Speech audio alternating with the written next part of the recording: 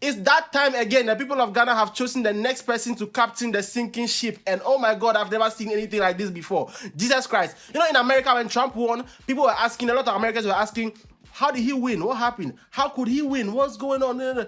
Over here, we don't have to ask any questions. We know the answer too much now. Listen, many of us knew this government will lose because many people are fed up because they are hungry. But we thought it would be the normal thing. You know, one person gets 50%, the other person gets 49 point something, and then there are still ballots left to be counted, and we are waiting to see whether or not the other person is going to do it and who's going to rig the election the best. We thought it was going to be like that. But this win is so decisive that the Electoral Commission has not declared the results yet, but the game is done. It's finished. Mr. John Dramani Mahama of the NDC obtained 6 million.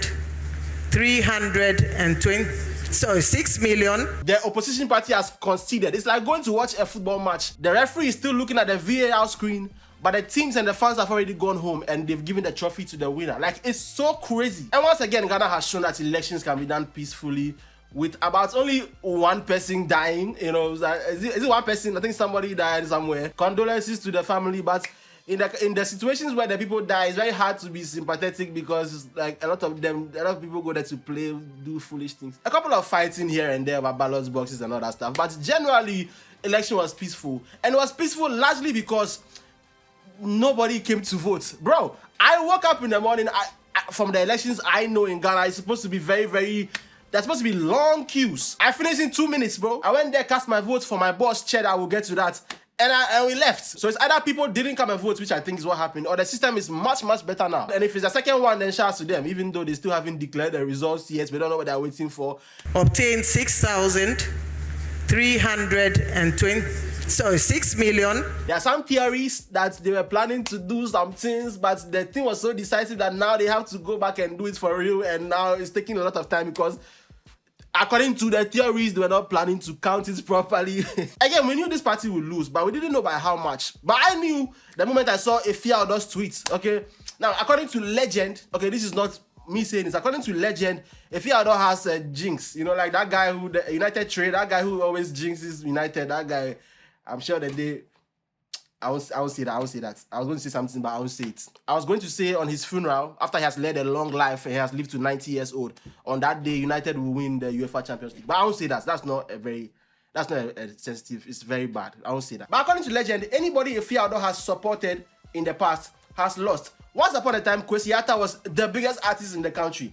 All of a sudden, he started rolling with Effiaodo, and the next thing we saw, he was not the biggest artist in the country anymore. Last year, King Promise was one of the biggest Afrobeat artists. He had one of the biggest songs in the world. He had Asian girls showing their breasts in concerts and stuff. He went on a world tour, did so many things, and he was sure to win the Artist of the Year on the TGMA nights. All of a sudden, Effiaodo, out of nowhere, started supporting him to win the Artist of the Year. Stonebwoy is the current Artist of the Year. Now, Effiaodo for a long time has been against this government, protesting. She has been on the streets, done the work. She has done a lot, by the way. Shout out to her for all of that, all she has done. And it seemed the more she was against them, the more powerful they got. Until all of a sudden, we all knew Bawumia would lose the election, but all of a sudden, Effiaodo came with a message from the Lord and said, Bawumia is the next president of the country. It's what the Lord wants. And we were coming at her. She kept saying, this is what the Lord has said, and this is going to happen. And if it doesn't happen, the Lord is a liar, all kinds of things. Bawumia right now might be the biggest presidential loser from the MPP party in the history. Like, it's historic. Has lost, it's crazy. And people were saying Effiaodo has been paid money to influence the election, which, by the way, nobody's going to vote for a person because of Effiaodo. I don't know why people were saying that. But people were saying all of that stuff. But at some point, I realized, no, the girl knows what she's doing. And she confirmed it by posting this video.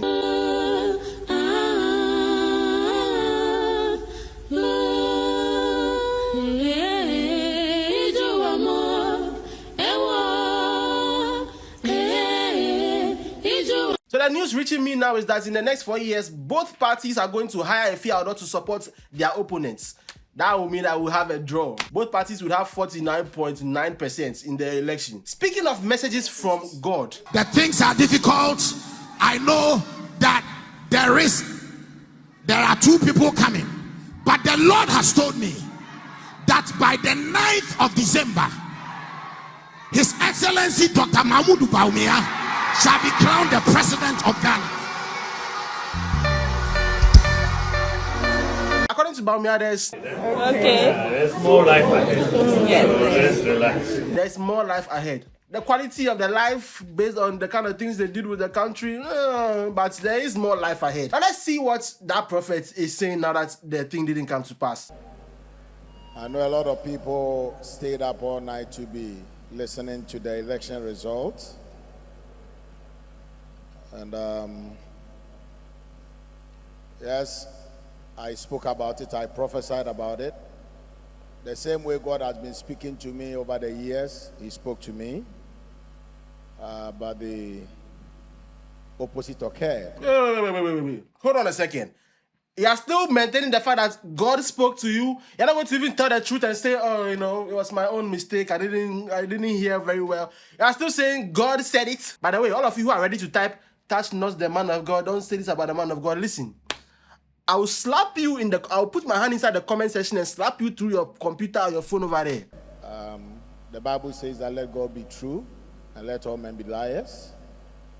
I saw right, I heard right, but the opposite had occurred. And so, if I'm going somewhere and I get lost and I need directions and I see only this guy over there, I'll ask him because he doesn't know what right means. I saw right, I heard right, but the opposite happened. there is nothing I can do and I can say. It's very interesting that in our walk with God, there are times that you feel you know Him so much, you have come to a place, and He always starts and redefines Himself to you.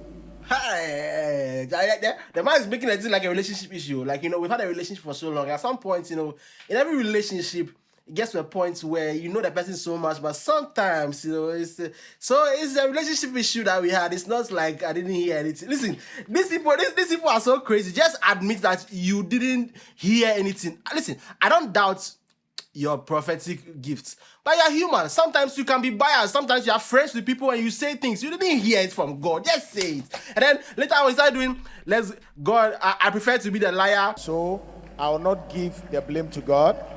God is true, and every man is a liar. When it comes to God, I will prefer to be the liar for God to be the true one. What do you mean prefer to be the liar? You add prefer means that the liar option was there and then you decide that, oh God, don't choose it. Let me choose that I was a liar. What the fuck are we doing, bro? And so let us get it right. God never made a mistake. If there was any mistake, I was the one who made a mistake. The Lord told me is the final verdict of the election. And by the 9th of December, we shall know the men from the boys, the prophets from the people. Again, I don't doubt anybody's prophetic gifts, except for elections. You have not seen it. Even the people who are right, because anybody can predict. I predicted that Mahama will win. I predicted, I can show you tweets. I told somebody that Mahama would smash Bawumia. I said it. Does that make me a prophet? No, anybody can make an informed decision. But, I guess they knew that the chances of these people winning was so low that making such a bold prophecy would give you some kind of, what's the word? Credibility. It's like you prophesied a way out of no way. But let's stop this thing, okay? Let's stop this gaslighting and... I think I've known God so much, and I'm not the first prophet who has encountered this. Isaiah encountered it. Jehoshaphat encountered it. Isaiah lived in a time where if this thing happened to him, he would have been stoned to death. So please, let's relax. My guy Francis Olifants, he made a video about Hubert Angel and his own gymnastics. Great video, check them out. I'll put the links in the comments. I know that people in that church are probably brainwashed, and they'll say they're not brainwashed, but that is the brainwashing in action.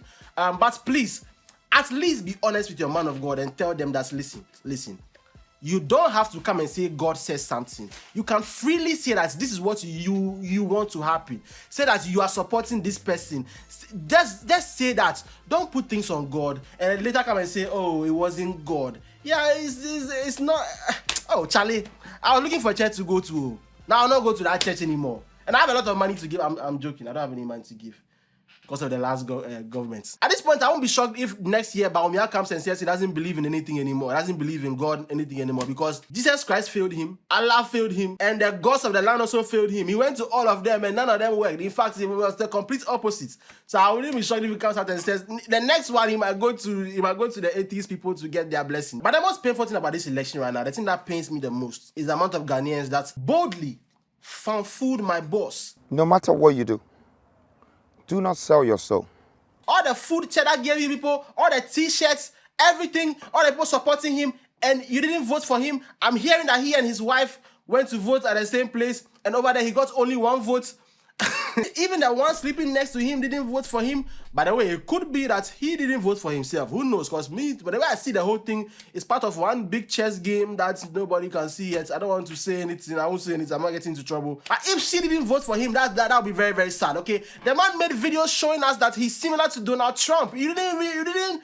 Oh. This is the tale of 2 men, 2 billionaires, worlds apart in origin, yet aligned in purpose. Very sad. I voted for him. I voted in Adabraka. If you hear the news for a single one over there, it's me. Now, at this point, many people in the losing party are coming out to say, oh, you guys think that Mahama will save you. He's going to make things worse, all that stuff. And listen, Mahama is not a new candidate. We're not trying somebody new. We know Mahama already. We lived under Mahama. We all knew the complaint that we were complaining at that time. But listen, most people didn't vote out this government because they believe the other one is a savior. No, this government was getting devilish. That's why people voted them out. Like, bro, what did you guys think would happen? They made so many crazy decisions and they played it in our face, bro. Like they had this smugness about it. When the E-Levy happened, the guy who told us that Momo is for the poor people led the charge to pass the tax. And when people complained, one of their guys came on. One of the guys who years ago was crying for the poor.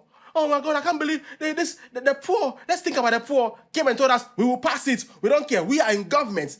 They played in our fucking faces. They baked the cake. I saw a tweet where someone was saying that they baked the hyphen in the E-Levy, bro. What did you think would happen? One of the main reasons why people voted out Mahama was because of the light situation, the Dunka situation. When you guys came, it began again. People asked for a timetable. They said, okay, it's happening. Just tell us when it will happen. The guy told us if we want a timetable, we should make our own timetable. What did you think would happen? You think people are stupid? That same guy disrespected Kwame Nkrumah. The president went to some place and told them, oh, you guys didn't vote for me. That's why I removed my eye for you a little bit. What did you think would happen? You think people are mad? The president claimed he made a personal promise to God to build him a cathedral that was going to cost hundreds of millions of dollars. People cried and said, yo, that money can do so many things. People don't have machines to do the dialysis and the kidney problems, all those things. They said, no, we move on. We're going to build it. And they didn't even fucking build it. There's a hole right now that costs $50-something million. What did you think would happen? You think people's eyes are closed? Like in this era, media is so widespread that everybody sees everything. Speaking of media, so many people would speak their minds and the next morning you hear, oh, this person got picked up and they said it was order from above. The press didn't feel free because of order from above, and you think that people are going to keep you inside the above? Listen, nobody is expecting Mahama to kind of do magic. Okay, we know what's happening. We know how the country works. But nobody wants people who would make stupid decisions and play and like tease them and be taunting the people. Like, bro, politics in Ghana 101. You mock the opposition party at all times. You don't mock the fucking people, not the people who put you in power and can take you out. You don't do that. Now, Mahama's won so much that, like, even in parliament, he can do anything he wants now. Like, he doesn't need any of the opposition. Like, he has the 2/3 of the parliament, I think. I don't know, but at this point, he has so much majority, he can do things that people couldn't do for years. And this whole thing is fueled by this idea that Ghanaians are slow. Ghanaians don't do anything. Now, we're not going to go and pick up guns to fight, but we'll do the silence protest. We know how to do it. Yeah, Ghanaians are slow. And we'll show you how slow we are. Did you see the voter turnout? People didn't go and vote. But like, I'm done with this. I never thought I would see this because politics in Ghana is so charged by tribes and groups and stuff like that. So many people feel like they are doing a service to who they are when they go and vote. Even with that, people didn't go and vote. People had their friends locked up and held unlawfully for weeks because they went to peacefully protest. and you think what did you think was going to happen? Whichever side you are on, put it aside and think about this like as a human being. You think anybody was going to win the election by doing this? People killing you and laughing in your face, having parties to celebrate, taxes that are going to drain you of your money. You think anybody would win like in a country like this? For you to be in power and lose so much that you can't even rig it for it to work is crazy, disgraceful. I don't give a fuck what anybody says, bro. I voted for Cheddar, so you can't come and win with that whole NDC thing. But these guys in that party, fucking losers, bro. They had a guy on TV lying about protesters saying that 10 people died in the hospital because of the protests. I don't really watch TV, but whenever I see the clips of the morning shows and they're on the TV shows talking and stuff like that, everybody from that side sounded like a loser, bro. Anyway, I still want to ask you to like and subscribe and the notification bell. Maybe I should ask you to like, because if you didn't vote, you can still use your thumbs up for something.